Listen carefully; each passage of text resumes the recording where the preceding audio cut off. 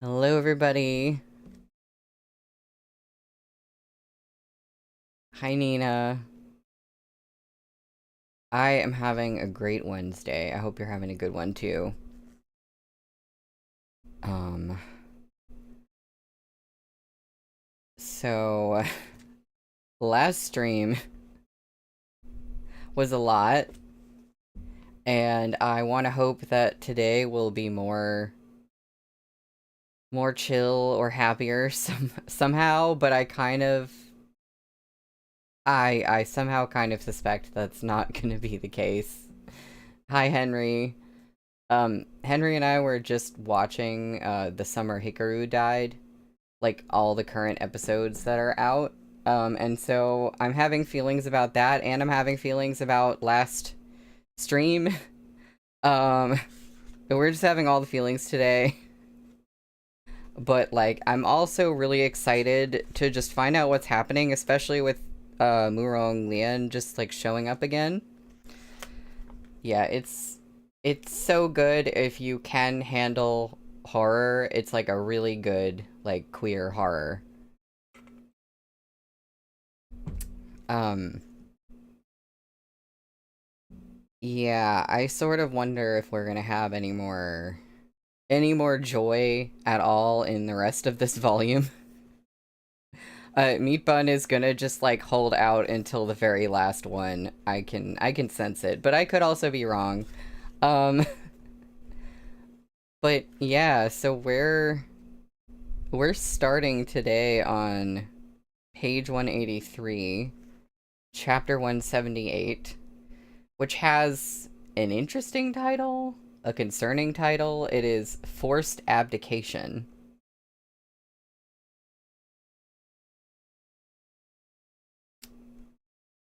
The hall instantly felt still. Only the candles adorned with winding dragons flickered brilliantly, illuminating everyone's faces. Murong Lian emerged slowly from the shadows into the hall, coming to a stop in the middle of that sea of watching eyes. He looked up, his sultry peach blossom eyes gazing coldly at the man on the throne. Your Imperial Majesty. But the Emperor wasn't looking at Murong Lian. Instead, he shot a dark look at the Grand Elder of Shenong Terrace before turning to meet Murong Lian's eyes. His expression was visibly wary, yet he managed to feign some marginal concern as he said with a smile, Wang Shujun is ill. We're surprised your illness permits you to appear. I'm doing much better, thanks to your Imperial Majesty, Murong Lian replied lightly. Then he addressed the crowd. Put down that medicine. It's not an antidote. It's poison. Startled cries rose from the assembly. What? The Emperor was silent a spell, his eyes dark. Then he jerked his chin slightly, indicating that the Shenong Terrace Elder should see to Murong Lian. Elder Chen, Wang Shujun has been babbling nonsense for the past few days. As his attending physician, shouldn't you take proper care of him? Why haven't you taken him away to rest? Ah, Elder Chen stood stunned for a moment, then bustled over to Murong Lian. Yes, Wang Shujun, what you're experiencing is illness-induced psychosis. Come with this old subject to rest in a quiet room for a while. Nina, he is sick and hot. Yeah, exactly. He pulled at Murong Lian's sleeve, but Murong Lian only shot him a chilly glance. Sweetheart, we both know what you've been putting in my medicine the past few days. I suggest you get lost before I lose my temper for real. I'll teach you the true meaning of pain. I love the way he calls people sweetheart. Elder Chen was sweating all over. At Murong Lian's castigation, he shrank back like a turtle and looked fearfully at the Emperor. The Emperor's face had turned faintly green, but he still forced a wan smile. Murong Lian, we're afraid sickness has made you confused. Murong Lian made no response. Of all the extended imperial family, Muronglian most resembled the Emperor. But at that moment, as he stood in the middle of the hall, those features that mirrored the Emperor's contained no reverence whatsoever. He faced the throne with complete apathy. The Emperor shivered. That prophecy from long ago, foretelling strife among siblings and disharmony between brothers, shot through his mind. But Muronglian was a distant relative, not a member of the immediate imperial family. How could that prophecy be about him? It couldn't possibly. His grip tightened little by little on the redwood chair's armrest, tendons protruding. But still he gritted his teeth and smiled. We're to blame. We didn't get you properly treated. We've let you take leave of your senses and run over to the throne room to make a scene. What can your Imperial Majesty mean? Muronglian replied evenly. Your Imperial Majesty has instructed Elder Chen to care attentively for me over the past few days. To avoid rousing suspicion, you didn't let me die at once, but neither did you let me return to health. Because I knew too much. The Emperor laughed out loud, his expression stormy. You've smoked too much ephemera, drowning in debauchery and your own intoxicated illusions. We fear you can't differentiate between dreams and reality anymore. Muronglian had roused the crowd's shock and disbelief a moment ago, but as soon as the Emperor mentioned ephemera, many relaxed. Everyone knew smoking too much ephemera led to hallucinations. For the past several years, Muronglian's pipe had never left his hand.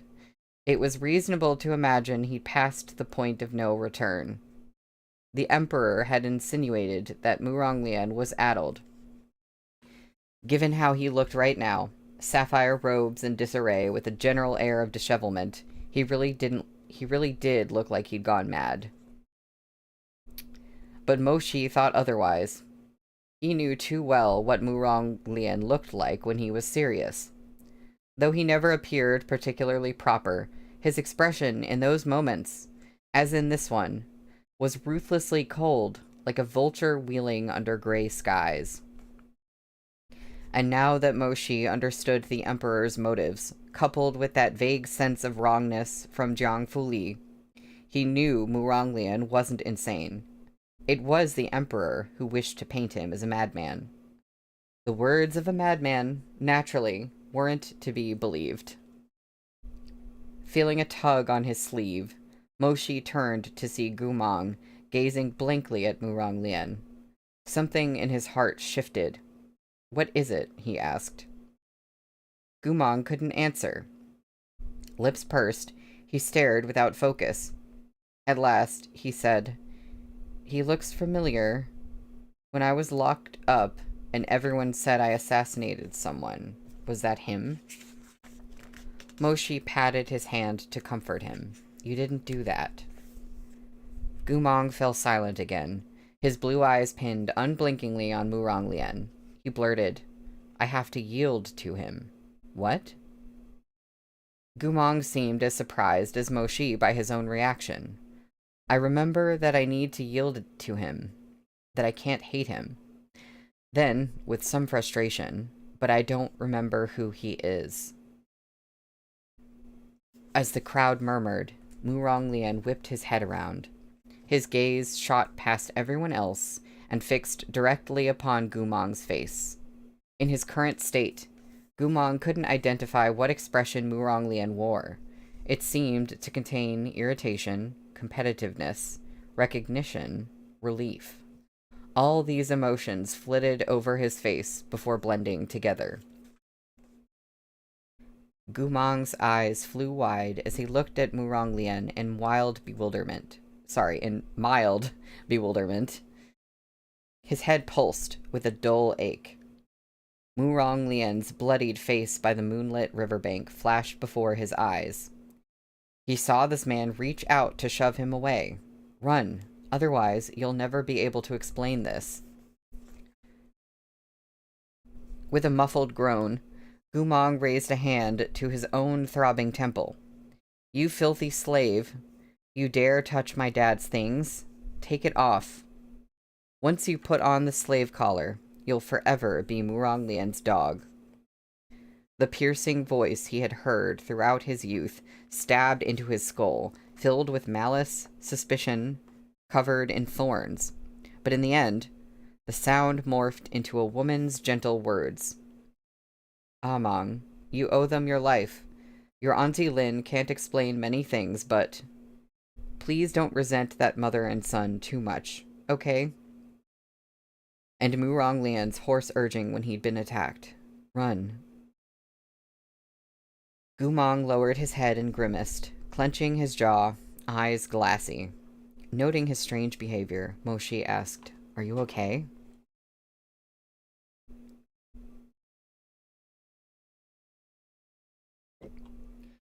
Henry, all of our hearts are being stabbed today. Gumong mumbled, I don't know. He looked up at Murong Lian once more, this time meeting his gaze. An evasiveness flitted across Murong Lian's features, but he turned to face Gumong, staring him down with no intent to concede. Gradually, his expression softened and grew calm. I trust him, Gumong murmured. He's not insane. They were too far away for Murong Lian to hear what Gumong said, but after the glance they exchanged, Murong Lian seemed to have committed to some idea in his mind. Murong Lian looked back toward the Emperor and raised his voice. In the past, I merely wanted to ensure lasting prosperity for Wangshu Manor, and cared nothing for the lives of outsiders. I've been content to lurk in a corner, to avoid arousing His Imperial Majesty's suspicion. I was arrogant and impossible. In the more than 30 years of my life, nothing has been worthy of my satisfaction. But as it happens, I have a brother, one who never forgot what should be done, even when I trampled him into the mud. One who persevered in his ambition to protect the lives of Chonghua's civilians, even when smeared in the filth of accusations. While I worried he would covet my position and usurp my inheritance, he endured untold humiliation for the good of the nation, never scheming for his own benefit. I feel like I've been fucking outdone. Murong Lian lifted his peach blossom eyes, every word deliberate. And I'm pretty damn displeased about it. He continued, When have I been content with losing? I've fought Shihe Jun and Changla Jun, fought the heavens and earth and fate itself. Will I lose to a low-born brat? Murong Lian burst into laughter, but there was no mockery in it. He lifted his pipe and drew from it deeply. Exhaling a plume of pale smoke, he said calmly, I refuse.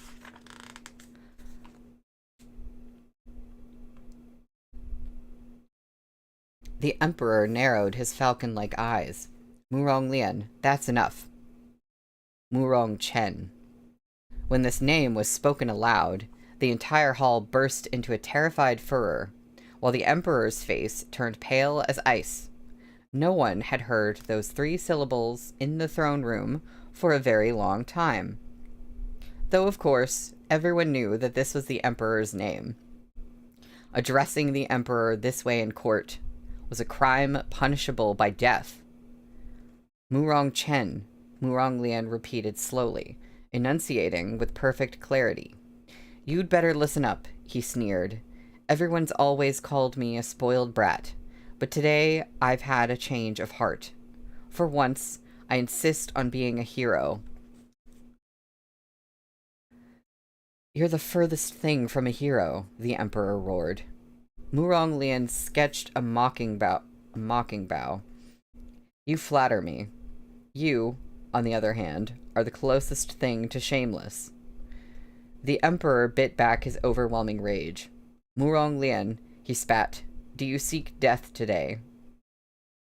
Oh, sweetheart, Murong Lian laughed. Haven't you tried to kill me once already? He turned to address the entire court of civil and military officials. Gentlemen, take a good look. The pills you're holding aren't a demon-dispelling concoction at all, but rather medicine to control your minds. After a moment of shock, everyone began to exclaim in alarm. What did he say? Medicine to control our minds? The Emperor wrinkled his nose. Preposterous, complete and utter nonsense, he said, expression predatory. Jiang Fuli has unsurpassed skill in healing, and is no one's tool. Everyone knows this. Muronglian, if you are wholeheartedly determined to slander us, at least come up with a less ridiculous story. He turned. Medicine Master Jiang, Wang Shujun claims you are working with us to brainwash people. We're quite curious. Might there exist such a simple method of controlling others? The two most effective methods, Jiang Fuli replied readily, are the Flower of Eightfold Sorrows and the Zhenlong chess formation. But they are far from simple. The first cannot be grown without a soul from the demon tribe, and coaxing the flower to bloom is extraordinarily challenging. The latter is one of the ancient three forbidden techniques. He shot Muronglian a cool and indifferent glance. Wang Shujun, you've rather overestimated this humble one. Hear that? The Emperor interjected. There was an edge to his voice now. Muronglian, surely you're not going to accuse us of employing one of these two heinous methods. Besides, neither the Flower of Eightfold Sorrows nor the Zhenlong chess formation involves medicating their victims. Pausing, he ran his gaze over the crowd of officials. But if anyone credits what Muronglian has said and feels frightened, they are free to return the pills to Medicine Master Jiang and seek their own methods of fending off the demonic qi. Which of those cowardly old nobles would be willing to take such a gamble? After a moment of hesitation, someone said, Muronglian, have you gone insane? His Imperial Majesty already rules over everyone in our nation. Why would he waste his energy controlling people by such methods? I think the one trying to control others' minds is you. Muronglian laughed mirthlessly. Didn't His Imperial Majesty say it himself before? He repeated the Emperor's earlier words. If you were all always like this, falling in line so obediently, there'd be hope yet that Chonghua could conquer the 9 provinces and bring peace to the world. One by one, the officials fell silent. Some snuck glances at the Emperor's darkening expression. Eyes narrowed dangerously. Muronglian's voice took on a deliberate note of pity. Murong Chen, don't worry. I know you too well. Let's consider your journey to power. You were the object of constant criticism when you were the crown prince, and the late emperor even thought to unseat you from the line of succession before he passed. You managed to ascend to the throne only with much difficulty. Yet all your subjects had their own schemes and plans, be it the old conservatives or the grasping in-law officials. You look high and mighty, but you're a bird trapped in a cage, unable to fly free or fight back, no matter how hard you beat your wings. How could you be satisfied? Even in your dreams, you wished for a court of obedient subjects. It would be best if they had no personal opinions at all. If you said east, they'd go east. If you pointed west, they'd go west. You'd rather keep a basket of bamboo warriors instead of a crowd of chattering civil officials and generals. You said this yourself. I hope you haven't forgotten. The Emperor sat in silence under the eyes of his court. After a long moment, he began clapping expressionlessly. Muronglian, you're such a talented storyteller. We concede the crown of insanity to you. Muronglian flashed a joyless smile. I don't dare accept it. It's only that, in order to stay alive within your shadow, I've spent all these years trying to guess at your thoughts so that I might cater to them. I've come to understand you better, I think, than most." The Emperor nodded, a mocking twist to his mouth. "Very well. Let's say what you're claiming is correct. Even if we truly intend to turn all of these ministers of our court into fools and puppets, which method would we be using? Would it be the Flower of Eightfold Sorrows, or the Zhenlong chess formation? If we had mastery of either of these techniques, why expend so much effort distributing this demon-dispelling medicine to all of you? Wouldn't it be better to plant flowers or chess pieces directly in you instead?" "Ah, but you don't know how," said Muronglian. "You don't know how to use the Flower of Eightfold Sorrows, nor have you any grasp of the Zhenlong chess formation. For years, you ravenously accumulated black magic curses of the Liao Kingdom to create a method derived from these two techniques. Although the effect won't be as strong, the cost to the spellcaster won't be so high either. Of course," he continued, "how could anything in this world be that easy? Throughout all your experiments and refinements, you were missing something. You'd been trying for years, but you hadn't managed any exceptional results. Only after Shihajun brought you the remnant of the demon blood beast's soul did you finally create a pill that could compel its victim to obey your commands. Before this development, you were never satisfied with the level of control you could achieve." The Emperor sat high on the throne, his hands folded before him and his chin slightly raised. "A fascinating story, but where is your proof?" Muronglian paused. He lifted the pipe in his hand, took a drag, and slowly exhaled it. "Murong Chen, do you think I didn't know Jiang Yeshui used to be your advisor?" "So what if he was?" Murong Chuyi was under the control of Jiang Yeshui. Only heart balm could lessen the effects of his curse. I've been secretly cutting the ephemera I smoke with heart balm as well.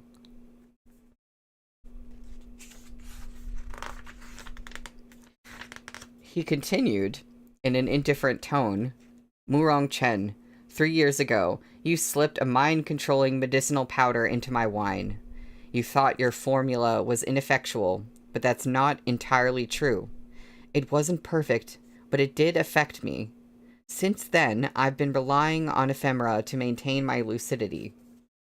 With the last exhale of curling smoke, he sneered. "Did you really think me ignorant of the despicable things you've done to me?" Ooh, indeed.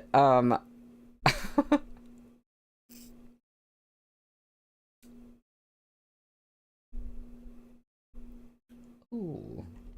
Well, that's the end of that chapter. Yeah, he's been... I'm not entirely sure why he has to mix the heart balm with ephemera and take it that way. If that makes it more effective or something, I do not know. But we finally know why. Now, we're on chapter 179, which is called Moshi Endangered. Unfortunately, Meat Bun has to name chapters. Moshi shivered. He remembered how he'd bumped into Murong Chuyi at the academy and smelled a familiar scent on him. He hadn't been able to figure out what it was at the time, but now that Muronglian mentioned it, he suddenly realized that it was very reminiscent of ephemera. "Murong Chen," Muronglian said lightly. "You might not like to hear it, but these are the times you live in. You were born in this era. You ought to square your shoulders and face whatever trouble befalls the nation, instead of scheming to make everyone obey you through underhanded methods. Yes, Chonghua has plenty of incompetent wastrels. They deserve their share of loathing and irritation. But if you can't identify those who are worthy, If you're only capable of silencing every voice that isn't your own and turning all your subjects into mindless puppets, that will mark the end of Chonghua. Some of the nobles took a step back, shaking their heads in disbelief. Your Imperial Majesty, is what he says true? Is this really not demon-dispelling medicine? Is it a pill that can control our minds, like Wang Shujun is saying? The Emperor was silent, his expression dark and unreadable on his high perch atop the throne. After a moment, he said, "Even if you gentlemen don't trust us, you should at least have faith in Medicine Master Jiang. The Medicine Master has resided in Chonghua for many years. You know his character and reputation, and you can guess whether he cares about our position. If everyone believes Medicine Master Jiang is working with us to turn you all into living puppets, then fine." The Emperor extended his hand carelessly. "Give the pills back to the Medicine Master. No one will force you to take them." The officials looked around, exchanging glances, no longer certain whom to trust. If what Wang Shujun said was true, the Emperor would seize control of them as soon as they took this medicine. But what if it wasn't true? What if Wang Shujun accused the Emperor out of some ulterior motive? If they put down the medicine now, it was the same as declaring they stood with Murong Lian. If they chose wrongly now, it would be impossible to get the medicine back. As they wrestled with their uncertainty, they heard the Emperor say coldly, "We are at war. The Liao Kingdom has made the demonic beast bring rain and covered Chonghua with demonic qi. We toiled day and night to find some way to counteract this, only for Murong Lian to cast aspersions upon our efforts. We have no interest in defending ourselves. Our subjects are free to believe what they'd like." He turned. "Jiang Fuli. Hmm? Take back the pills. They won't be needing them." "Yes, Your Imperial Majesty." Upon hearing this, some of the nobles finally panicked. Those who'd never trusted Murong Lian took the risk of stepping out first. They swore and pointed at him. "What lunacy is this? Murong Lian, you've always been a degenerate hedonist. You're the one who rotted to the core and took up that filthy ephemera habit. Yet now you're blaming it on His Imperial Majesty. For shame." "That's just the kind of snake he is. Let's not act as if we aren't in competition to defeat Shihajun back then." Another looked over at Moshi. "Isn't that so, Shihajun?" But Moshi didn't respond. Amid the racket, he continued to stare at Jiang Fuli, a frown creasing his brow. "You want to bet Jiang Fuli is being controlled as well?" "Shihajun," the crowd murmured. Moshi didn't answer. Just as everyone concluded he wasn't choosing sides, he suddenly addressed Jiang Fuli.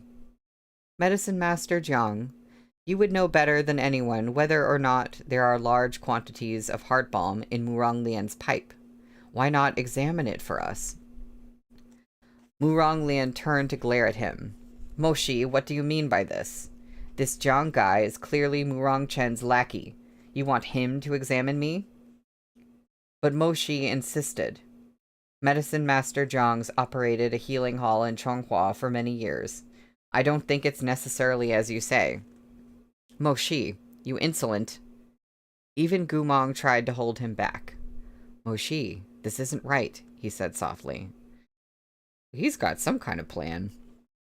Moshi gently freed himself from Gumong's grip and crossed the hall to Murong Lian, taking his pipe. Beneath its owner's furious gaze, he handed the pipe to Jiang Fuli. "Medicine Master Jiang, if you please."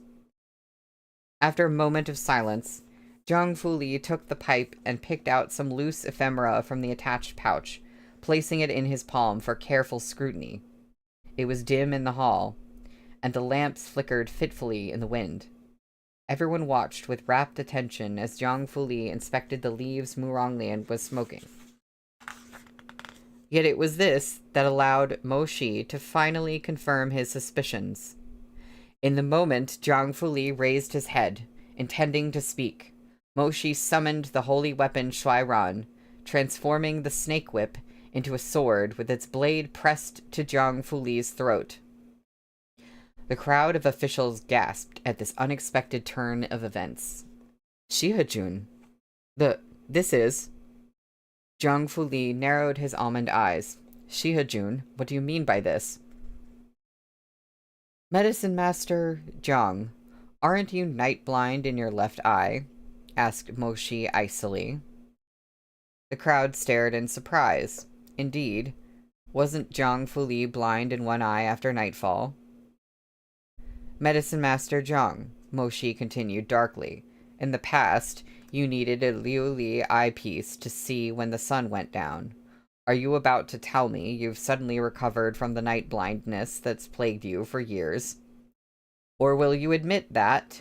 He paused, his voice going so cold it seemed to splinter into shards of ice. You're not Zhang Fuli at all?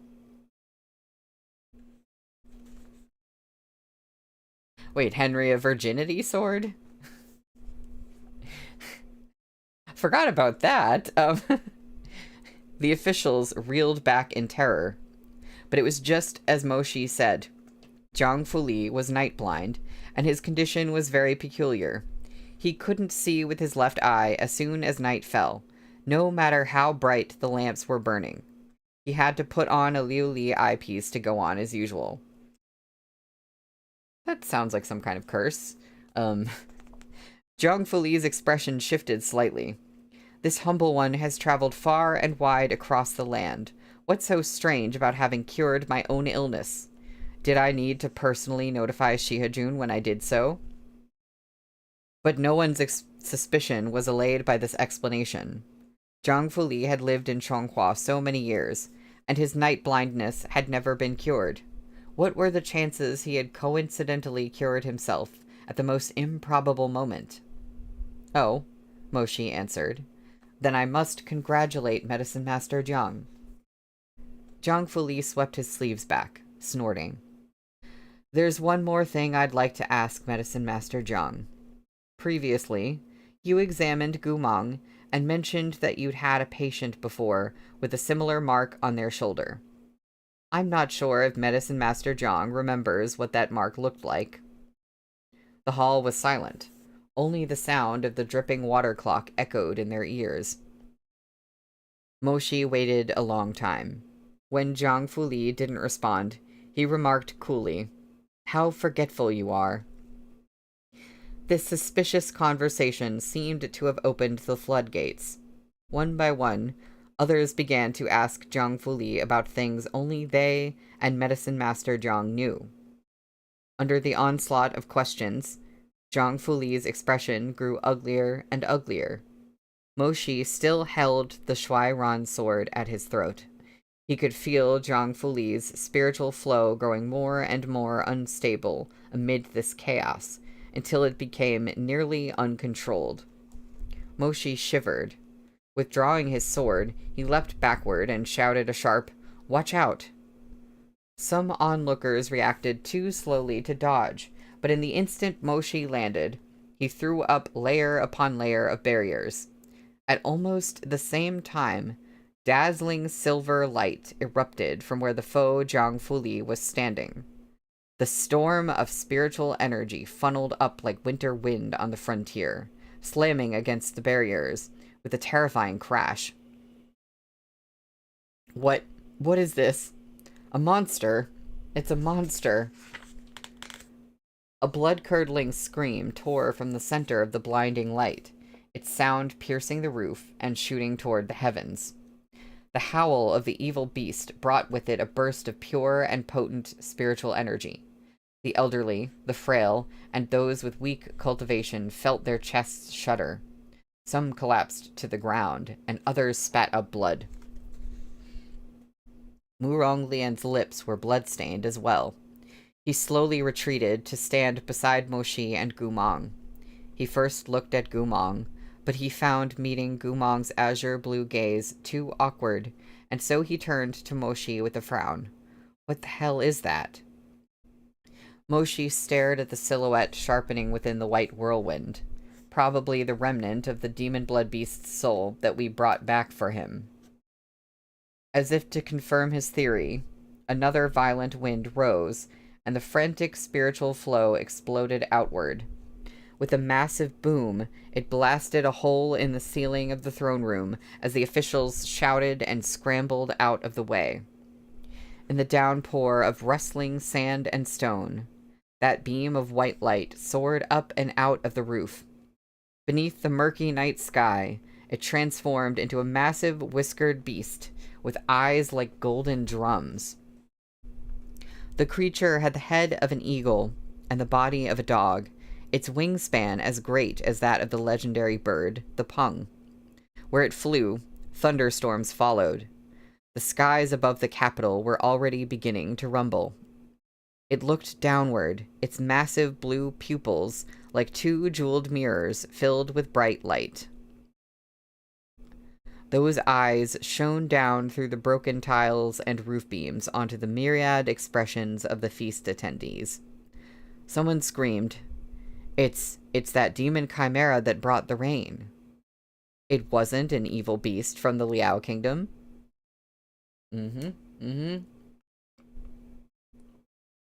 But others began to understand. They turned toward the man on the throne, their eyes red with shock and bewilderment, as if looking at a madman. The Emperor of Chonghua, Murong Chen, looked as he always did, sitting on high, the picture of unruffled apathy. The lightning from the demon beast's storm flickered in his black pupils as he gazed at the assembled officials, his lips bowing in a faint, mocking curve. Was it really? Someone asked in a shaking voice. Was it really you who did it? Your Imperial Majesty. Murong Chen, you were the one who brought that demonic rain on Chonghua?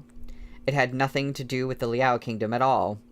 It was you who wanted to back us into a corner, so we'd take your so-called demon-dispelling medicine. You.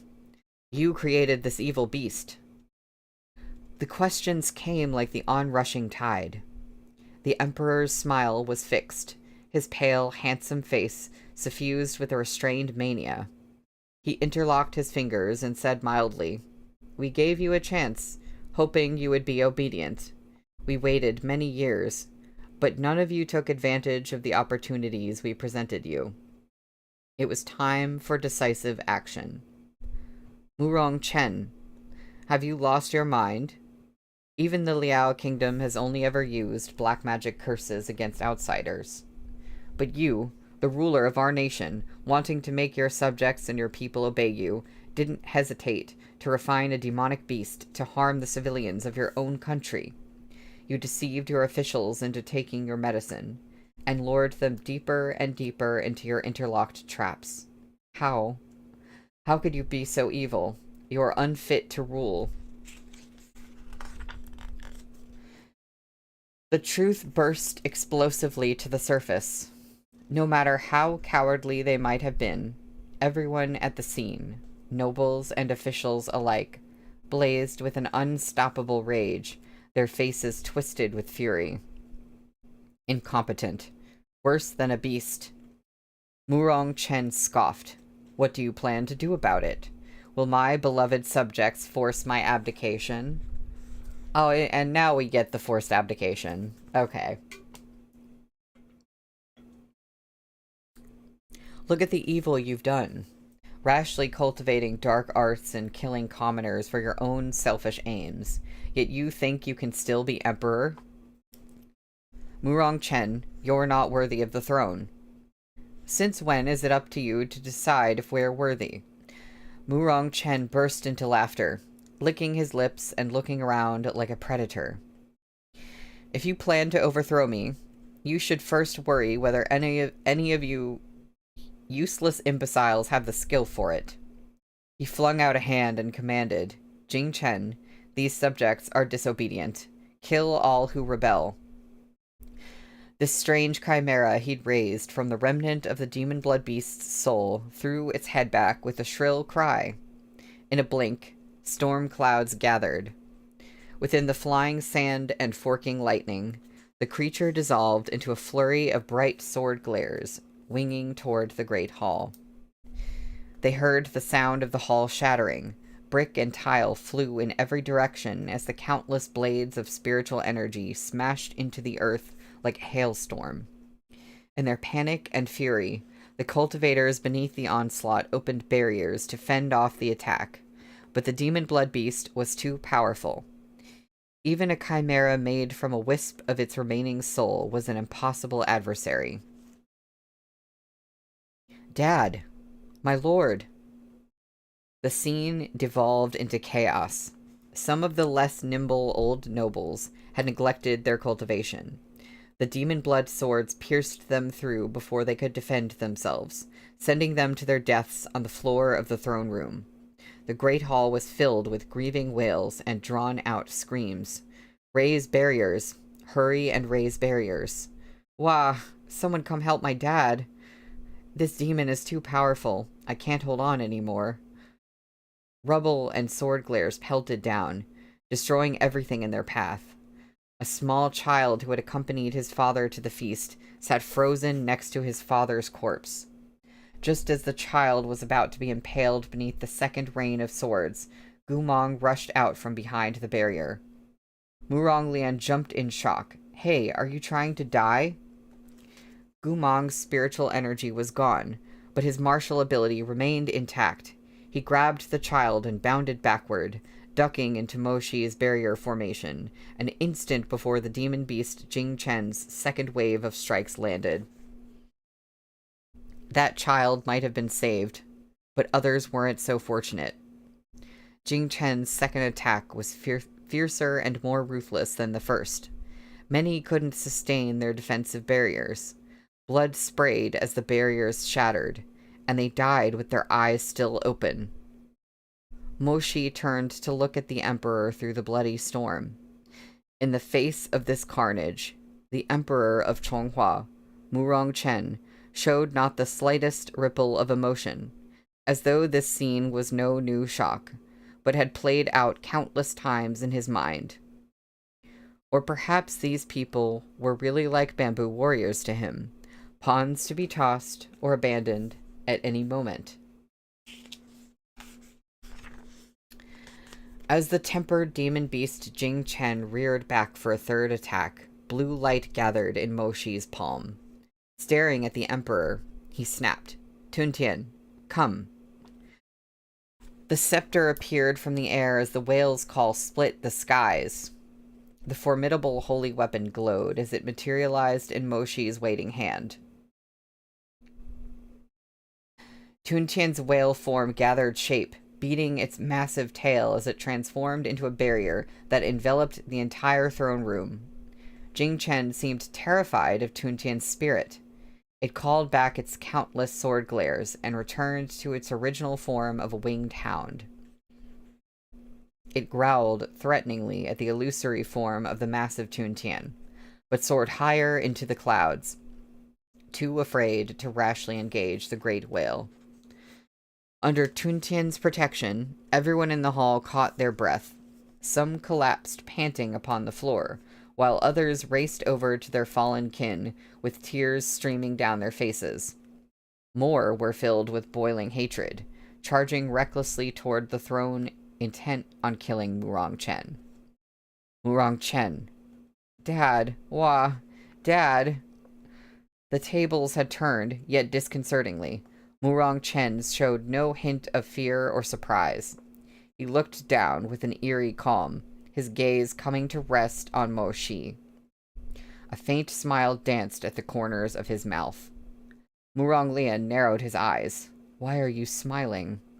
"How could I not? Shi Jun is truly capable. He's been possessed of extraordinary gifts since he was young. The power of Tuntian is marvelous indeed," Murong Chen said, unhurried. As for you, Murong Lian, why don't you use your brain a little? Do you think you're the first person we used for mind control experiments? No. I only tested some unproven black magic poisons on you. Before I experimented on you, we had a pill. The only pill Chen Tong left behind. Created from a seed of the demon tribe's flower of eightfold sorrows. We refined it into a puppet pill that could lie dormant in its victim's heart without being detected. The one and only dose of its kind. 10 years ago, we selected someone sufficiently strong and hid the seed inside him. If an unpleasant surprise like today's ever came to pass, we could awaken that pill, and our chosen victim would immediately lose his sense of self and serve us unconditionally. A bone-chilling cold swept up from Moshi's feet and rushed through his chest. Murong Lian, who do you think we used it on? All eyes turned toward Moshi in shocked apprehension. Even Moshi himself had turned pale. Murong Chen sat calmly on the lofty throne. Of course, that was our worst-case scenario, he said mildly. We never expected we'd have to use it like this. He lifted a finger, a flame springing to life at the tip. Distant light leapt in the depths of the Emperor's black eyes as he stared at Moshi, who was protecting everyone in the hall. His teeth clicked softly as he spoke 3 words. Puppet pill, activate.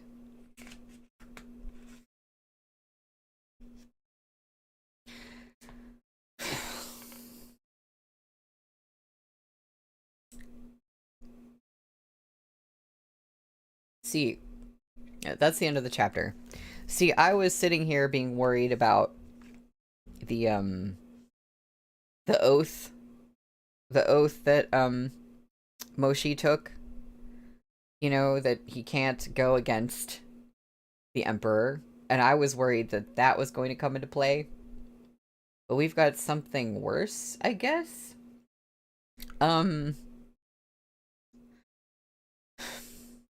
Well, we're in chapter 180, which is called I'll Protect You.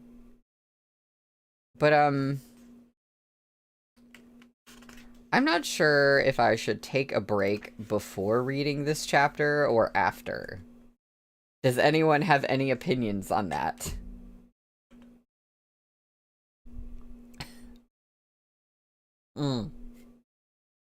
Blue, thank you. That might be a good idea. Take a break before Nina? Okay. Okay, well then we're gonna have a 5 to 10 minute break, and when we come back, we'll see what the heck this is about. Oh, and I forgot to bring up the thingy again. The thingy for the break. But just pretend I'm not here right now. And I will see y'all in a moment.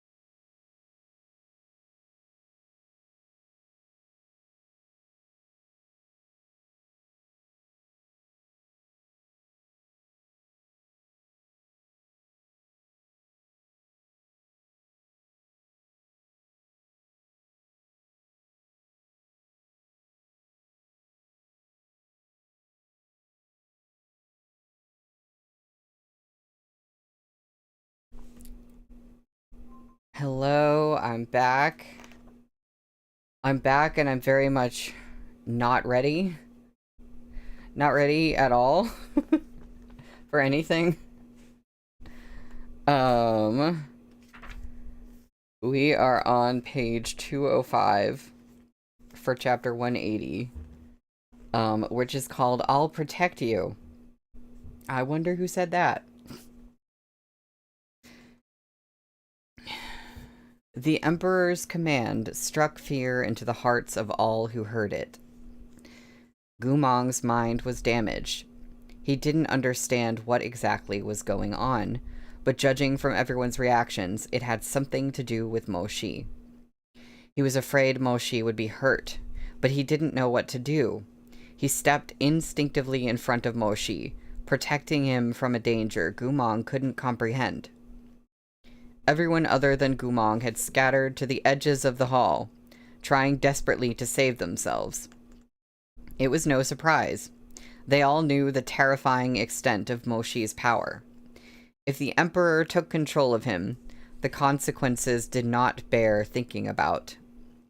None of these nobles had a meaningful relationship with Mo Shi.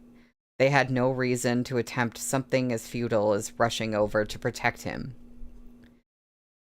Mo Shi had never imagined the Emperor implanted this puppet pill in him long ago.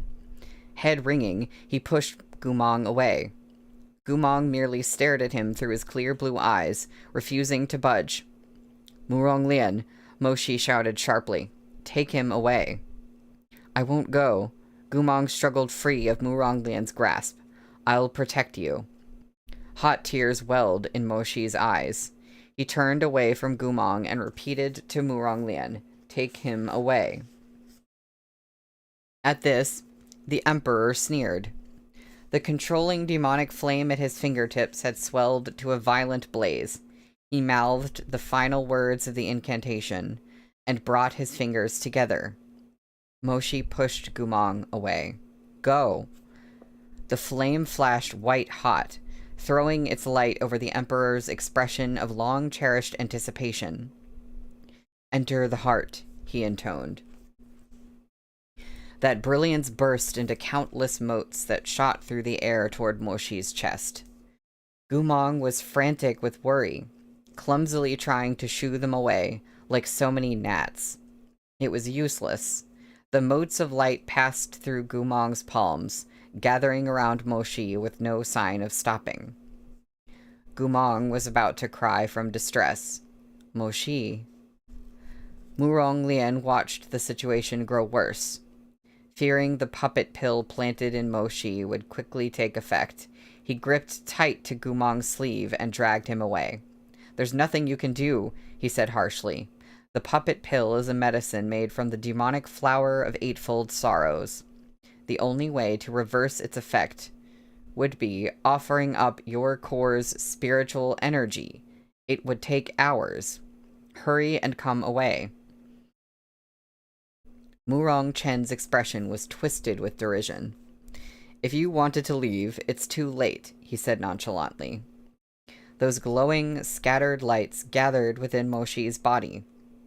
Mo Shi gritted his teeth and took one last glance at Gumong. Then he closed his eyes, pausing before giving Tun Tian a low-voiced command.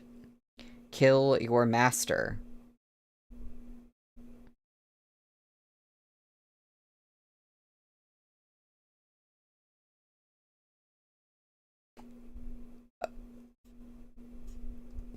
Murong Lian stared in alarm.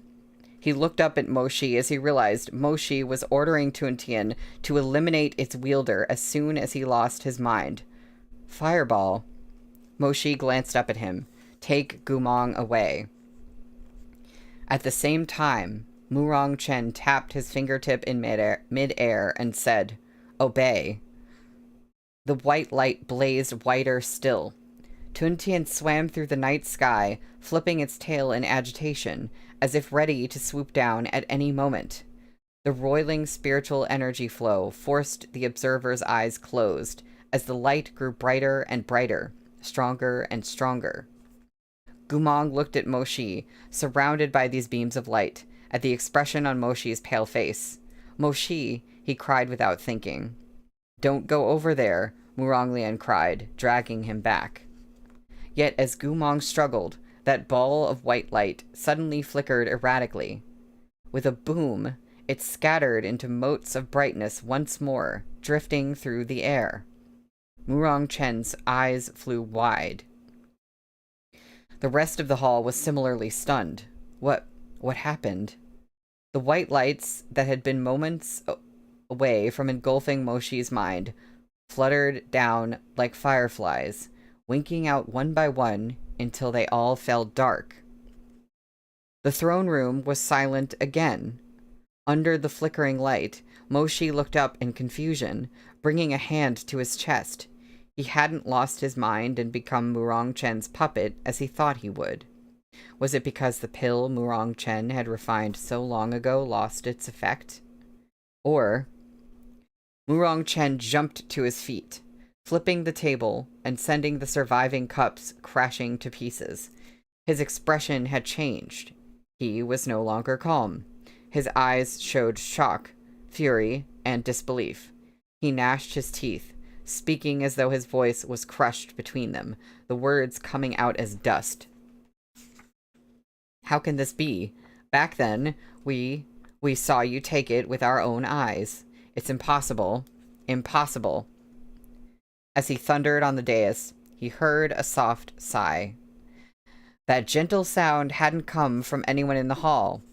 As everyone cast about for its source, they discovered that, at some point, a figure had appeared at the threshold of the splintered vermilion doors. She wore a thin black cloak, trimmed in gold, draped over her shoulders, her ink-dark hair coiled into a low bun. She was bare of adornment, save for a golden clasp in her hair. Murong Chen narrowed his eyes in disbelief. You? The newcomer was none other than she of the 3 gentlemen of Chonghua whom the people called Virtue, the nation's princess, Murong Mengzi. As he grasped the truth, Murong Chen seethed with rage. He was so incensed his entire body was trembling, his face a rictus of fury, the whites of his eyes spiderwebbed with red. You dare to betray us, he roared. I feel bad for suspecting Murong Mengzi of anything. Of anything bad. I should have been suspecting her of doing good things behind the scenes.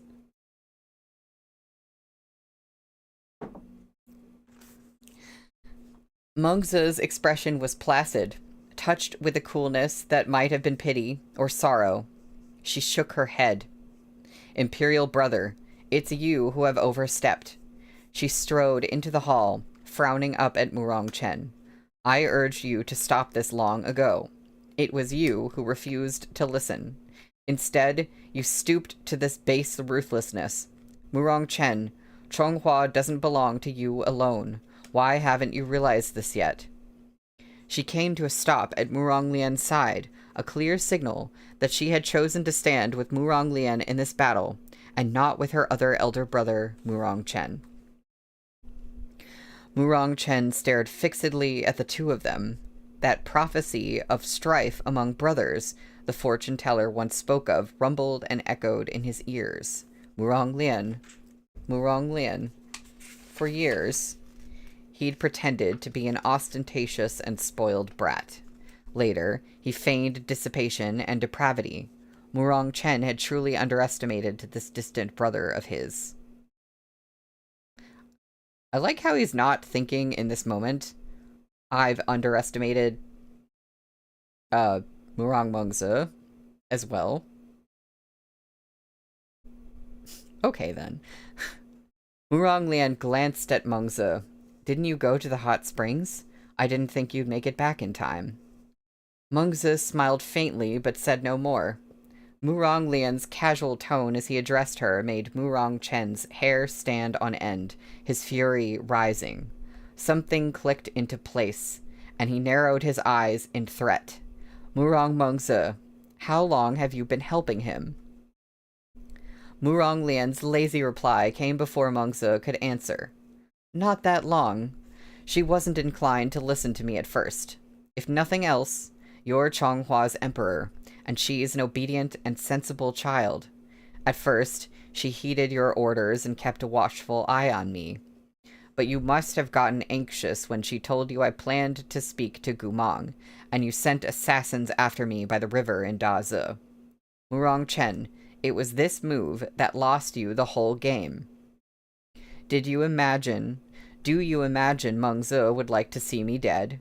She'd only feel guilt for making the report. After the cultivators on patrol rescue me, you instructed the elder of Shenong Terrace to use medicine to keep me on the verge of death, refusing to treat me properly. Meng Ze prepared antidotes for me in secret and saved my life. Murong Lian smiled lightly. Otherwise, I would have long since died under such treatment, just as you wished. I wouldn't be standing here to tell you this today. Very well, Murong Chen raged, his gaze flitting between the two of them. At length, he said through his teeth, Murong Meng Ze, we have misplaced our trust in you. We favored you for nothing. In the end, you went and helped him instead. I don't think of it as helping you or him, Murong Meng Ze said. I only do what's worthy of me and worthy of Chonghua.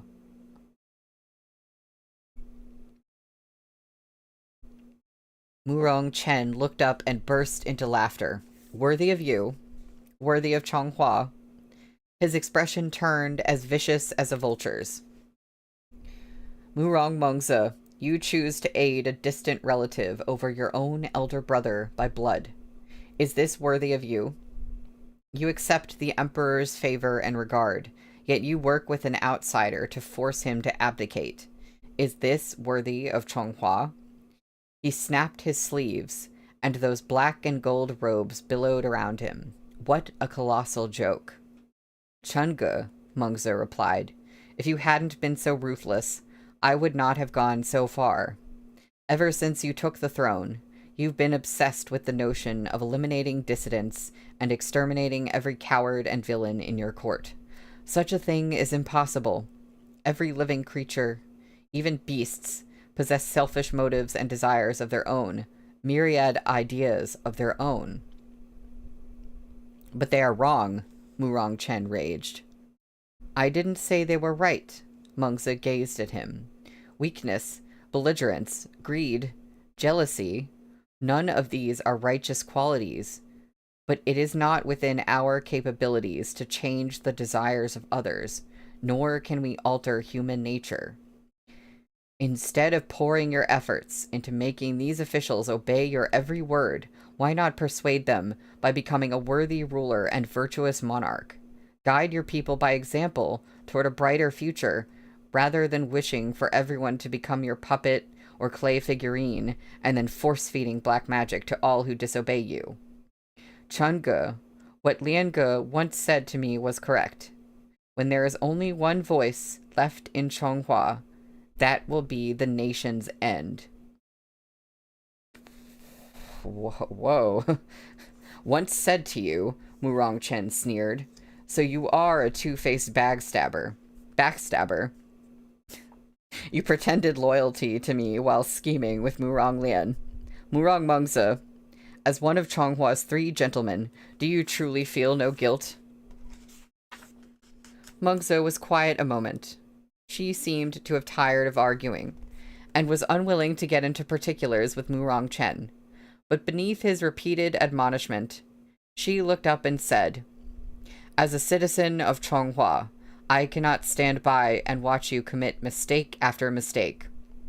Nor can I bear to let you exploit and maim your soldiers, your loyal subjects, and your commanders one after another. Many years ago, you put the puppet pill in Mo Daga's cup so that he might transform into your lethal weapon at any moment. Later, you schemed to force Gumong onto the path of treason and made him your spy. You found a grandiose incentive he couldn't refuse, so that he had no choice but to gather intelligence for you and pave your way. Murong Meng Ze's voice wasn't loud, but everyone in the Great Hall was listening with rapt attention. Someone couldn't help exclaiming, Gumong was a spy? Was he not a traitor? He wasn't, she affirmed. But the Battle of Phoenix Cry Mountain was engineered to enable His Imperial Majesty to pick out a spy who could endure a dangerous mission. To obtain him, His Imperial Majesty used Jiang Yeshue's secret techniques to take temporary control of Liu Jianxing, compelling him to commit the crime of executing another nation's envoy in front of the troops. Liu Jianxing was controlled? Correct, Murong Mengzi answered. He was controlled by an incomplete Zhenlong chess piece.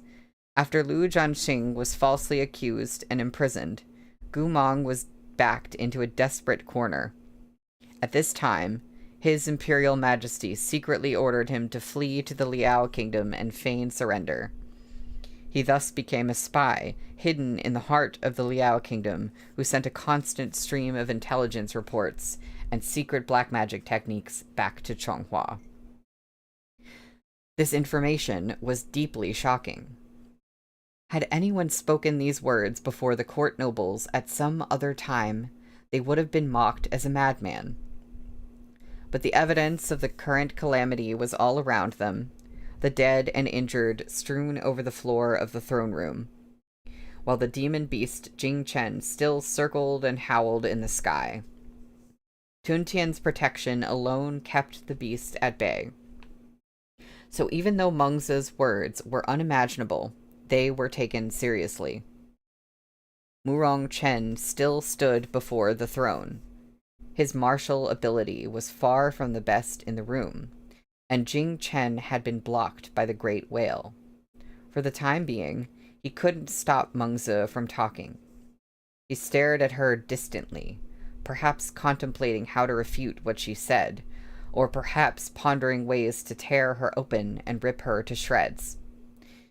He had once trusted her above all others. She was the only person with whom he let down his guard, his own little sister. He'd never imagined that the one to expose his crimes and put an end to them would be she. He couldn't suppress a shrill laugh.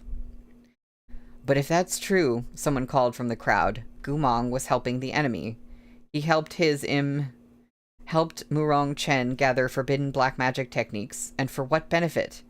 Was he promised wealth and rank when he returned, or endless gold and treasure? Enraged, Moshi snapped. He did it for 70,000 gravestones and a world of equality. What wealth and rank? What gold and treasure? Gumong returned so long ago. Do you really not know what kind of life he's lived?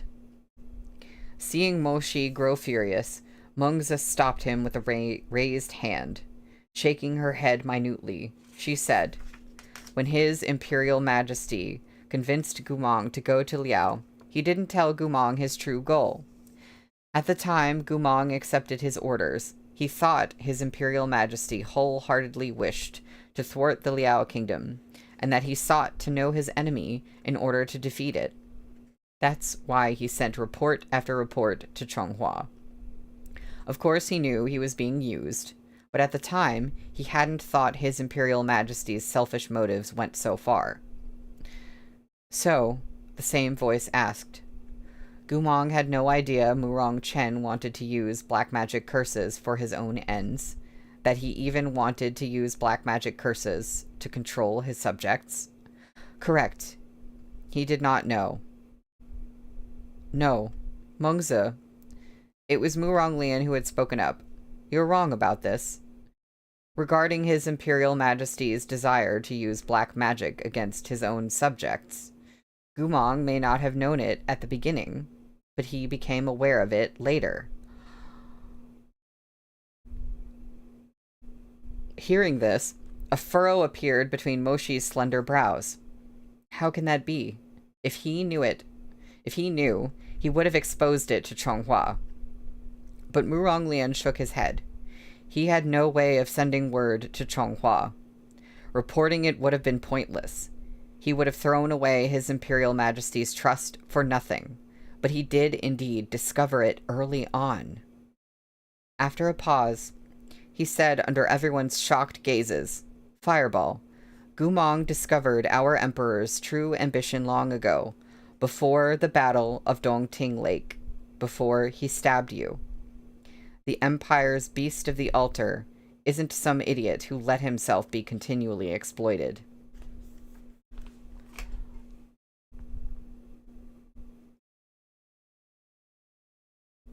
Oh, I forgot about the art. I'm sorry. I got way too wrapped up in, you know, the story, everything, everything happening. I'm wondering if there was something that Murong Lian said that Gumong said to him when he first got back, if I remember correctly. And we, I think, still don't know what that is. And I'm wondering if Gumong was telling Murong Lian about this thing we're just finding out about. Right. Blue. Right. Well, we're on page 215 for chapter 181, which is called Gumong's Arrangements. He knew of this at the Battle of Dongting Lake, Mengzi exclaimed. Yes. Then he purposefully stabbed Mo Daga and didn't stop me from taking him away, so I would discover Mo Daga's spiritual core had been implanted with the puppet pill.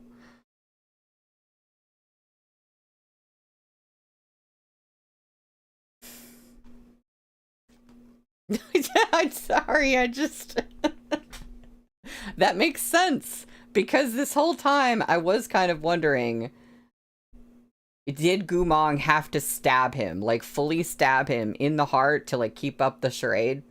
But like, that's why. That's why.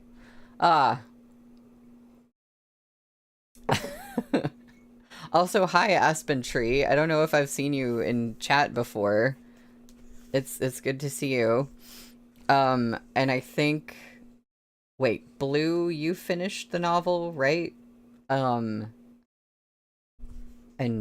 I forget if someone else here has finished it. Yeah. So, Gumong's arrangements. Oh wait, sorry. I completely forgot that I already started reading the chapter. I'm sorry. I'm in complete shock. Everything is just gone. Okay. Murong Lian nodded. Very likely.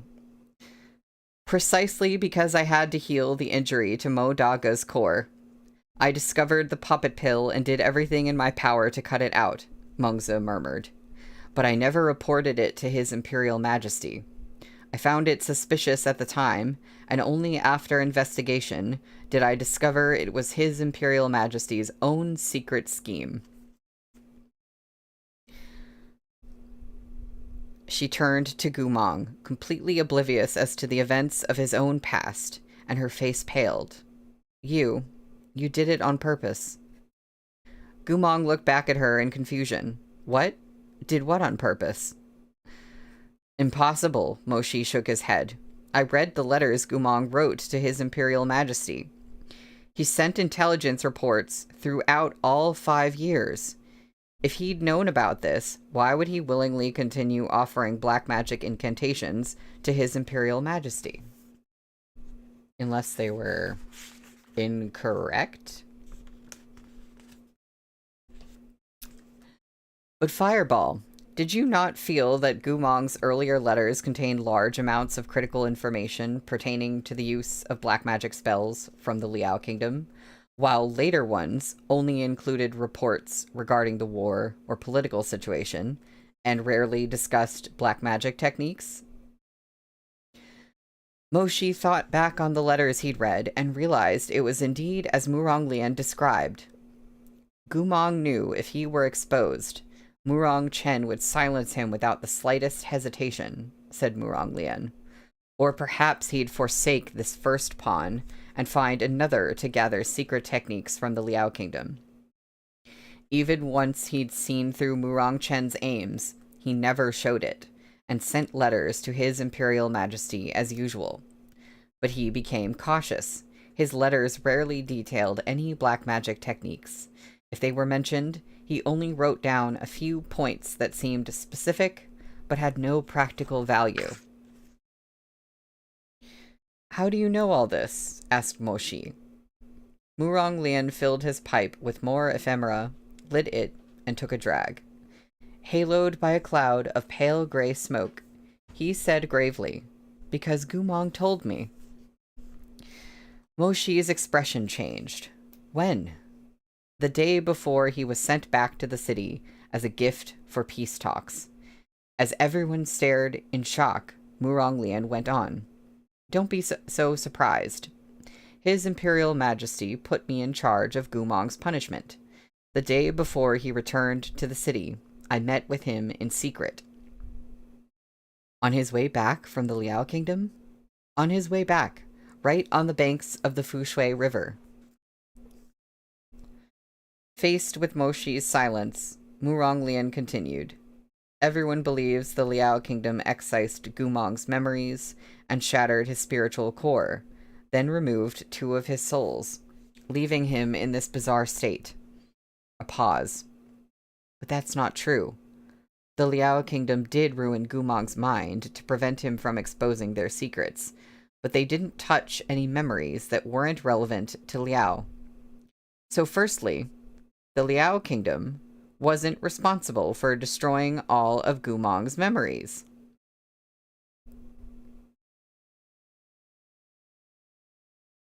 Oh, Nina, that's a wild thought. The gathered officials clamored fearfully at Murong Lian. What? It wasn't the Liao Kingdom?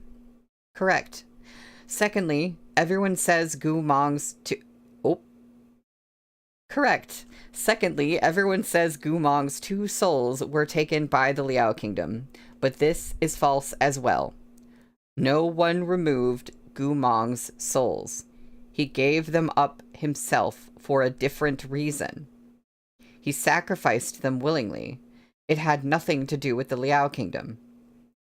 This was Murong Lian's most astonishing statement yet, setting off a massive wave of surprise that dwarfed the earlier ripples. Moshi took a step back, his already pale lips devoid of color. How could that be? Why did he? As for why he did this, His Imperial Majesty will know best. Murong Lian shot a glance at Murong Chen. Let's not speak of that yet. We still have the last item to discuss. That is, thirdly, Gumong lost his memories on the banks of the Fushui. The man responsible was none other than our ruler of Chonghua. So Murong Lian said, we're just going to come back to that. Murong Chen's gaze was as sharp as a raptor's. Murong Lian, is there no end to your lies? I figured you would say that, Murong Lian replied mildly. You previously wanted to assassinate me over this very knowledge. There's no getting around it. Unfortunately, the person you sent to administer Gumong's memory-erasing powder, he raised his peach blossom eyes, was me. Murong Chen glared at him in silence. I've always seen Gumong as a thorn in my side, said Murong Lian. When I learned of his treason, I felt wholly disgraced. He had brought shame to Wangshu Manor, and I wished him dead. His Imperial Majesty noticed my mood and summoned me in secret to the palace. That's when he revealed to me that Gumong wasn't actually a traitor, but a spy. If you knew he was a spy, why did you continue to hate him so? Mengzi asked softly. As if it was so simple, Murong Lian scoffed. His Imperial Majesty told me Gumong had gone to Liao as a spy, but had demanded, halfway through his mission, that His Imperial Majesty make him the master of Wangshu Manor should he successfully return. Gumong would never ask for such a thing, said Moshi. How was I supposed to know that? Muronglian rolled his eyes. His Imperial Majesty knew of my resentment toward Gumong and told me he hadn't agreed to Gumong's conditions. He said that when he refused Gumong's demands to usurp my position, Gumong grew resentful, and his false treason became real. His Imperial Majesty claimed that after this, Gumong worked wholeheartedly for the Liao Kingdom in retaliation against Chonghua. Everyone in Chonghua knew how horribly Muronglian had once abused Gumong. Gumong had ample motive to leverage his success as a spy to bring down his former master. The Emperor's lies were all too believable. As the head of Wangshu Manor, how would Muronglian have felt upon hearing this?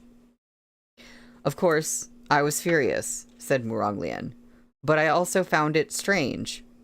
If Gumong had truly turned traitor, why would the Liao Kingdom send him back as a gift for negotiations of peace? Moshi shot a glance at the Emperor. What did he say? He asked Muronglian. His story was watertight. He said he couldn't tolerate Gumong's treachery and wrote a secret missive to the King of Liao, revealing that Gumong was a spy when he defected to the Liao Kingdom, and that he'd shared Liao's secrets with Chonghua. The Liao Kingdom therefore decided he was two-faced and deceitful. They could no longer trust him, so they sent him back. Muronglian took another drag of ephemera before continuing.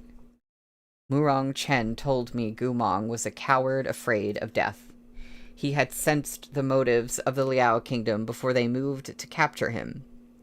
To parley for his safety, Gumong wrote to His Imperial Majesty, claiming he'd found the secret chamber where the Liao Kingdom was gestating the demon blood beast, and that he'd seen the juvenile form of the creature within.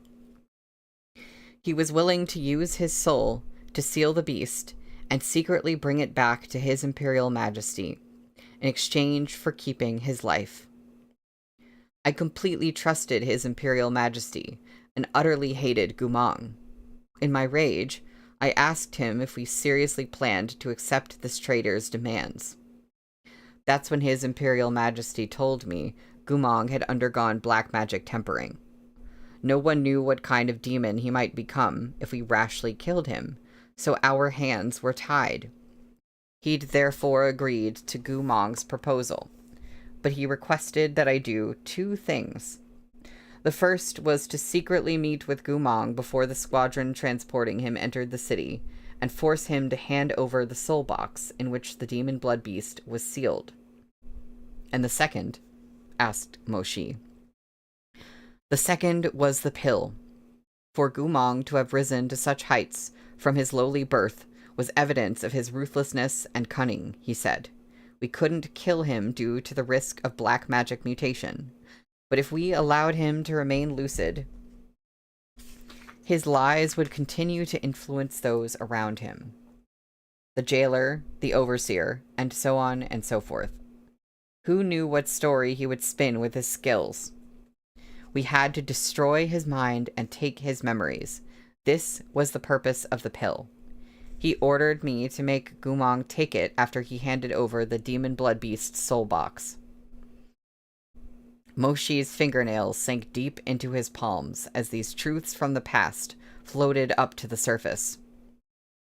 The spider silk web of deception the Emperor had spun was at last revealed, an inescapable net trapping them all within. He asked, voice low, but when you met with Gumong, did he not tell you the truth? He did say some things, such as imploring me not to trust His Imperial Majesty overmuch. But whom do you think I believed? Besides, by the time I saw Gumong, the guards transporting him seemed to have already tortured him. He was barely coherent, and there was a wound on his chest, still seeping blood. He passed out before he could say much. Muronglian paused, but one thing did rouse my suspicions.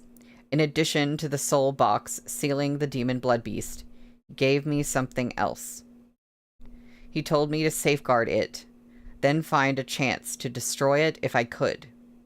He said His Imperial Majesty mustn't learn of it, no matter what.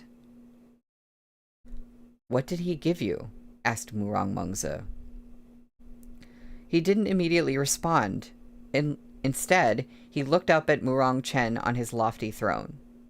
Your Imperial Majesty, you went to such trouble sending Moshi to bring you another wisp of the demon blood beast's soul from Daza City before you could refine this chimeric monster of yours. It's because you still can't open the original soul box Gumong presented to you, right? He burst into laughter. Why do you think you can't open it?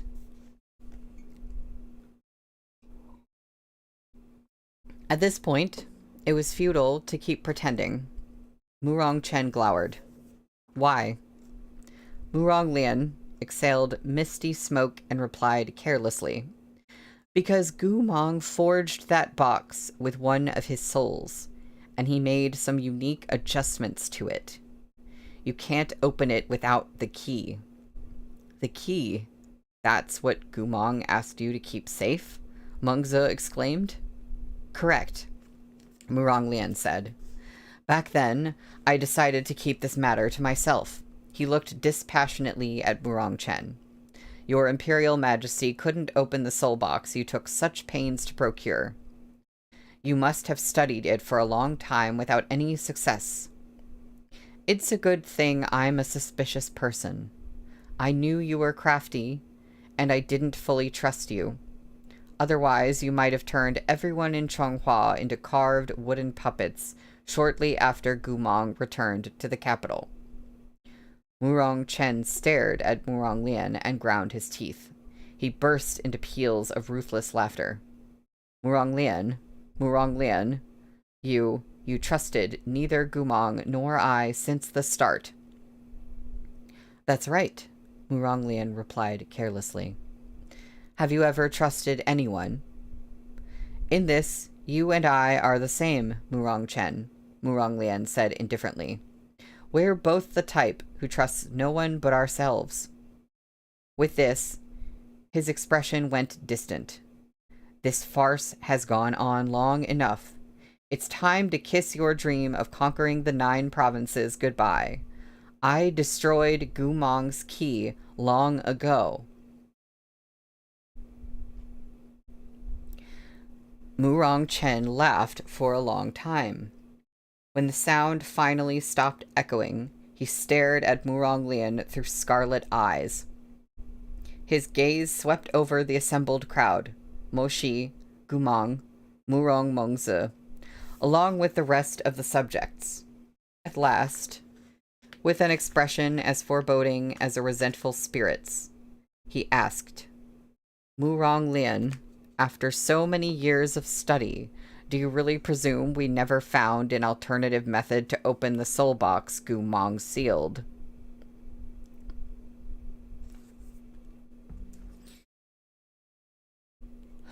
That's the end of the chapter. We're on chapter 182, which is called Insanity.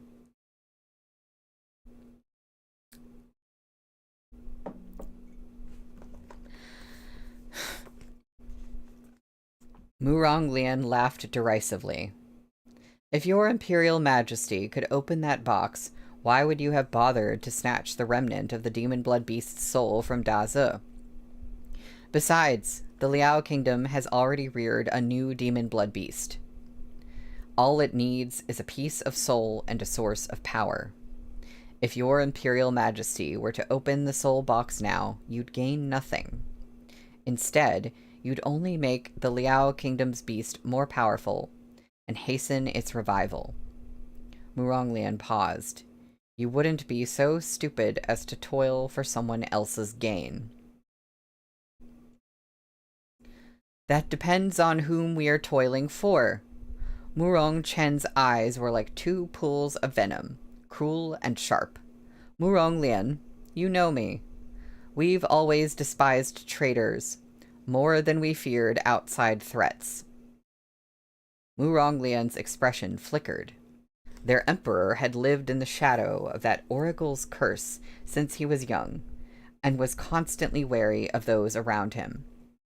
Most of the blood that stained his fangs belonged to his brothers and comrades. He was even insane enough to attempt black magic curses for controlling his subjects and making everyone subservient to his command. Even so, Murong Lian had never thought Murong Chen would disregard the safety of all of Chonghua. What was there for a ruler to govern if the nation was gone? But he looked at Murong Chen's face and saw that hatred had overcome rationality. He had the air of someone ready to fight with no holds barred. Murong Lian couldn't suppress a sudden shiver of fear, though he didn't let it show. He replied coolly, "What do you plan to do?" "We should be asking you this question," Murong Chen shot back, hateful. "You hid your ambition for so many years. Wasn't it all so you could profit from the struggles on both sides and overthrow us today?" He pointed toward the throne with a wave of his sleeves. "So that you could take our position and become the ruler of Chonghua?" "It really wasn't," said Murong Lian blandly. "I think your position is pretty stupid. What are you but a dusty old shrine? I have no interest in becoming an idol sculpted from clay." "Who'd believe you?" scoffed Murong Chen. He raised a hand and formed a fist, crying sharply, "Unseal!" With that explosive shout, thunderous rumbling sounded from outside the hall. The crowd looked over in fear. Through the broken wall and open windows, they could see the highest building in Chonghua's imperial palace, the Golden Terrace, aglow with a blinding light. A colossal seal array in the shape of a pentacle floated above it, spinning ceaselessly as spiritual flames roared skyward. A violent wind rose, whipping withered branches and rotten wood into the air, as all the foliage around the Golden Terrace bent and buckled in the gale. That terrace on high, the emblem of fathomless glory for the subjects of Chonghua, that holy ground visible to the entire capital, was engulfed in flying shards of stone and dust.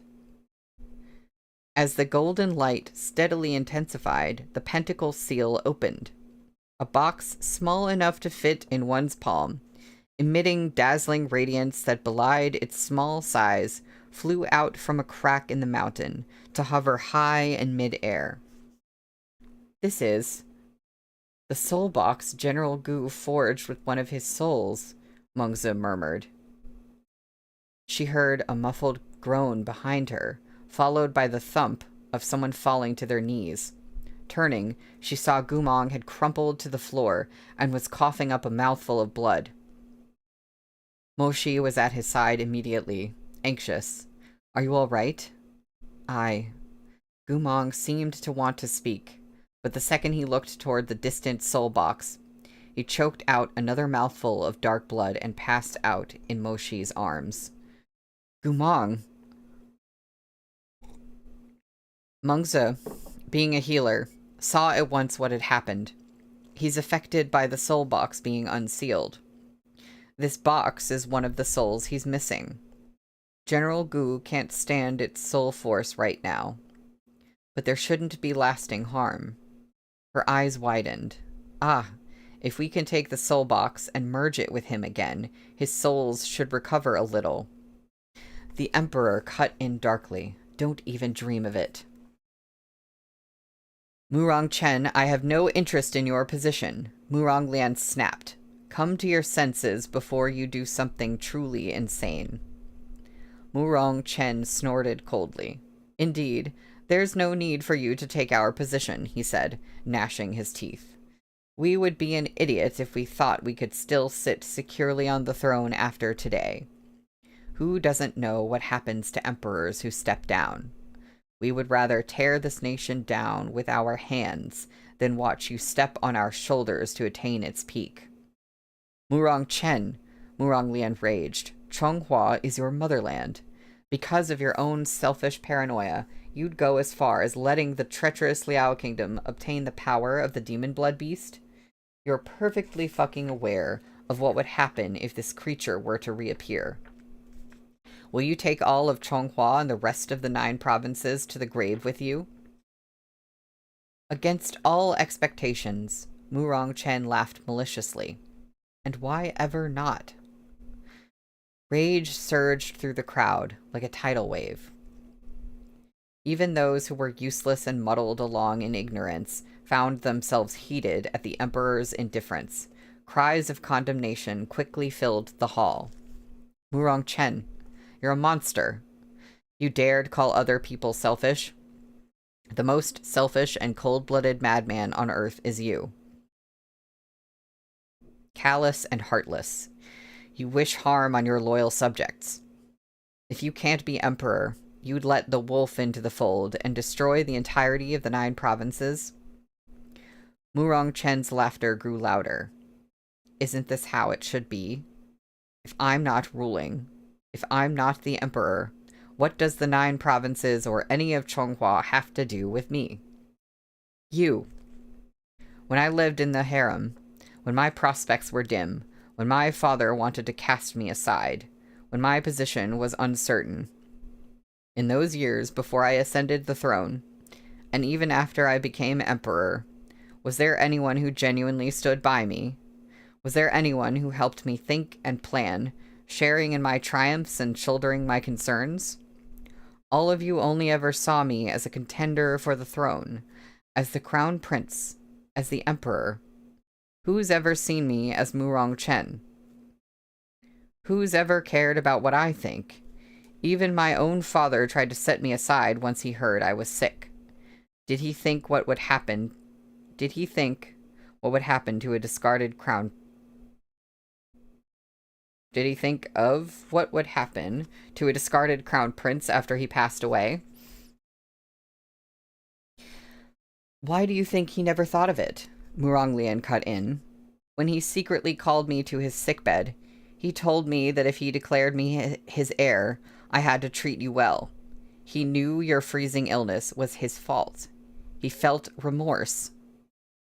Murong Chen froze, his bloodshot eyes alarmingly wide. He was faking it, he snarled. He told you about my freezing illness, so what regret could he have felt? How could he have been remorseful? He swept his sleeves in fury. Throughout our life, all we've ever had is the throne. The realm of the 9 provinces and the common people of Chonghua are relevant only to the emperor. They have nothing to do with Murong Chen. If I were the emperor, then of course I'd worry about and care for Chonghua. But since you're forcing me to abdicate, reducing me to a slave, I will be merely Murong Chen. And Murong Chen owes no care to anyone. He narrowed his eyes, each word ground to dust between his teeth. You're correct. I do this for my own satisfaction. I'll hurt myself if it means harming others. I'd rather guide the wolf into the fold and give the Liao Kingdom an advantage. I'd rather do this than let you do as you wish. Murong Chen, you're mad. He snorted. You'd better get this straight. Even in death, we will always be sovereign, never a slave. He brought both hands together before his chest. Instantly, his robes billowed fiercely in a fey wind. Interlocking his fingers, he roared, Fei Huang, unseal. A shriek like a phoenix's cry tore from the bowels of the earth as Murong Chen's figure burst into towering flames. He leapt into the sky through the broken ruins of the roof, the massive conflagration surrounding him entirely, just as when Gumong had unleashed his demonic chi and unsealed his Fey Wolf blood. Murong Chen's body glowed with phoenix light, the spiritual energy raging toward the heavens. How does he have demonic beast chi inside him? Mengzi exclaimed. Moshi shook his head. It's spirit beast chi. What's that? The old emperor once attempted to rear a spirit beast, but the flow of spiritual energy went out of control. The chi invaded Murong Chen through the old emperor. That's how he has this sort of ability. Moshi formed a sigil and gave a sharp command. Tuntian, stop him. The spiritual form of the massive whale emitted a shrill call above them, beating its tail as it swam toward Murong Chen. But Murong Chen was a force to be reckoned with. Drunk on hatred, he thought of nothing but destroying everything in his sight, refusing to be reduced to anyone's servant. He shouted at the remnant soul of Jing Chen hovering in the sky beside him. Attack! At his command, Jing Chen flapped its wings and charged toward Tuntian. The two colossal figures clashed in mid-air, their howls and cries rattling everyone's insides. The sky full of stars faded amid the explosive flow of spiritual energy, more dazzling than day. The collision sprang sparks like fireworks, shattering into countless fragments beneath the dome of the sky. This time, no one sought to hide, whether out of rage or desperation, or because they simply had no other choice. The cultivators in the hall all summoned their own techniques to fight. They leapt out of the throne room, regardless of how bountiful their spiritual energy was, or how much of a shameless toady they'd been in the past. Some helped Tuntian beat back Jing Chen, while others chased Murong Chen toward the Golden Terrace with furious shouts. Some raced off to notify Chonghua's soldiers, awakening the city from its slumber. Chang Fengjun, trembling with fury, sent out a barrage of messenger spells, circulating the news to every nook and cranny of Chonghua's capital. A little Gongzi from the Bureau of Military Affairs, one who had always been a hypocrite, had lost his father in the earlier battle. Face stained with tears, he made arrangements to summon the Imperial Guards. Deploy all cultivators available. Protect and defend the nation. The elder of Shenong Terrace, who had been the Emperor's lackey, saw the situation going south. Yet as he tried to slip away, he felt a dagger pressed against his hip. He turned to meet Zhou He's dark, cold gaze.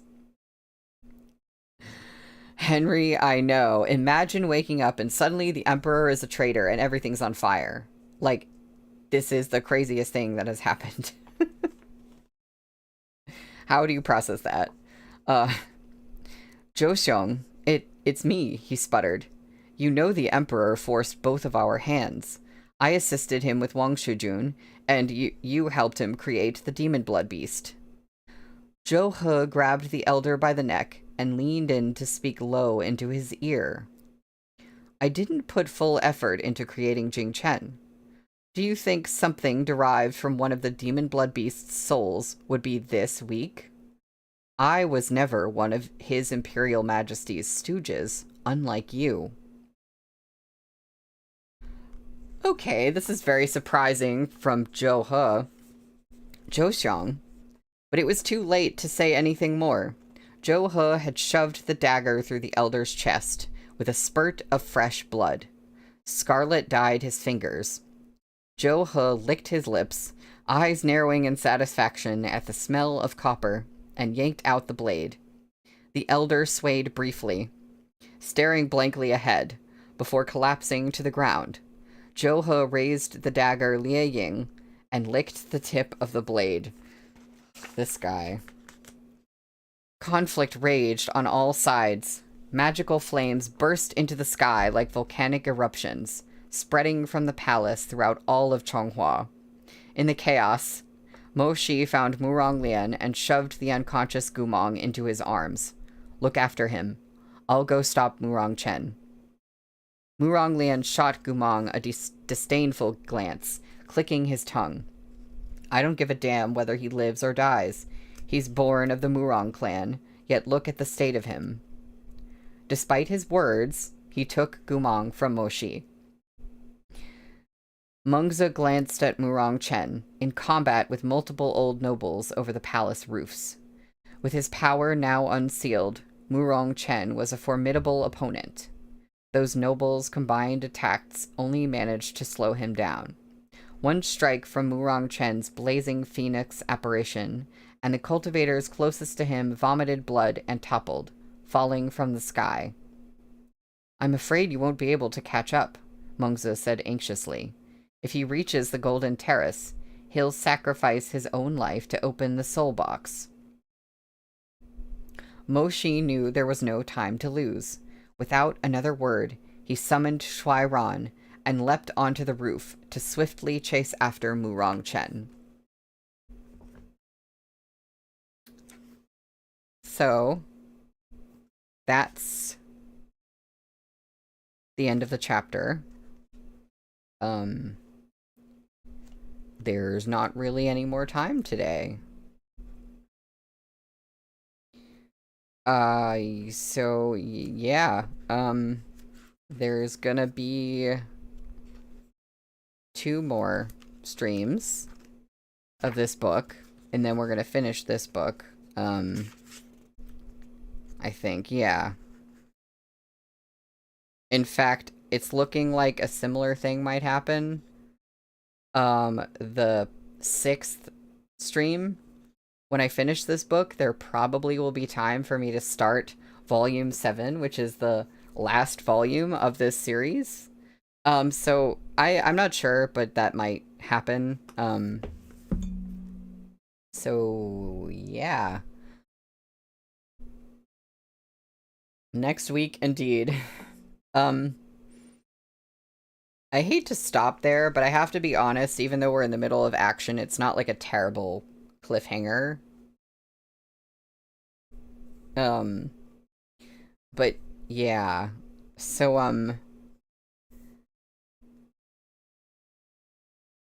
I have beef with Meat Bun, pun intended. Like, just how does she do it? You know, so yeah, Blue, that's good to know. The next 2 chapters work better if you read them together. Okay. Noted. Yeah,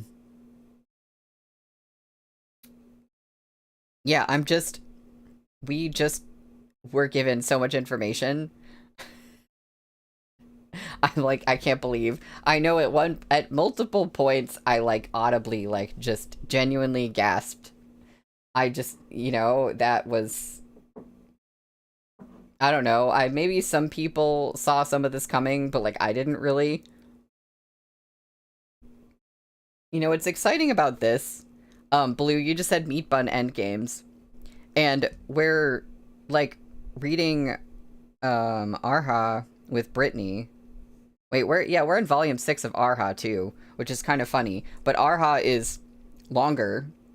So, like, we're not at the end game of Arha yet, by any means.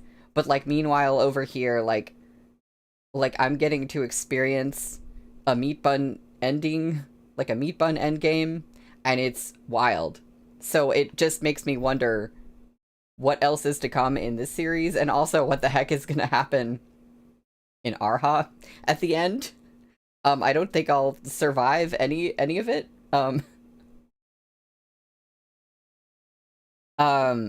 Henry, I'm glad that, like, I helped you feel like you were experiencing the spoilers for the first time again. That's great. I love that. So, yeah. I feel like...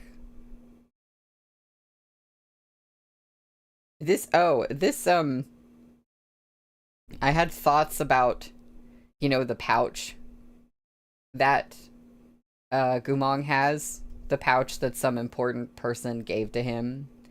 And it just has, like, a cowrie shell in it, right? But I'm like, is that really what that is? Is that the key? Is his soul in that cowrie shell? Because he's missing 2 souls. But he gave up one of them, but we don't know about the other one. Unless I'm wrong. I don't know. Just, that opened so many questions. So, yeah. And also the ring. Yeah, Murong Lian's ring. What's in that? What's in there? You know? So, yeah, thank you, Meat Bun, for this mess. I will see y'all next week. So, have a good one. Have a good weekend. Bye.